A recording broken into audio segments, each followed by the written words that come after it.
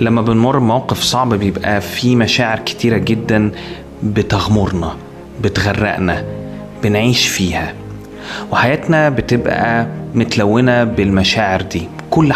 كل حاجة بتضلم، كل حاجة بيبهت عليها الشعور ده، وما بنبقاش عارفين نشوف أي حاجة غير من خلال اللون ده، غير من خلال المشاعر دي.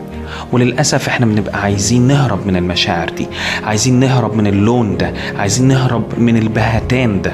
ولما حد بيجيلنا العيادات النفسية بيبقى متصور ان هو هنعلمه ازاي يهرب من الشعور ده، ازاي يتخلى عنه، ازاي يستخبى منه. المفاجأة هو ان احنا بنتعلم جوه العيادة النفسية ازاي نسمح للمشاعر دي انها تكون موجودة، ازاي نقبل وجودها وحياتنا تبقى دايرة حواليها، ونبقى مرحبين بالمشاعر دي بكل اللي فيها، وندور ونكسبلور ونشوف المشاعر دي وراها ايه من افكار، علشان نتأكد ان المشاعر دي ما هياش كل الوان حياتنا، واحنا مش المشاعر دي بس، لكن مشاعرنا طول الوقت هي نتيجة خبرات احنا بنمر بيها، واحنا مش هنقدر ان احنا نلغي الخبرات او نوقفها ولا نوقف المشاعر.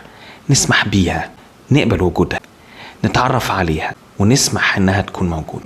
ساعتها بنسمح للخبرة ان احنا نمر بيها بقسوتها زي ما هي، من غير ما نختزلها ومن غير ما نقسمها، وساعتها نروح لخبرة تانية ليها لون تاني ومشاعر تانية مختلفة، وهكذا. أنا دكتور محمد علي، دكتور نفسي.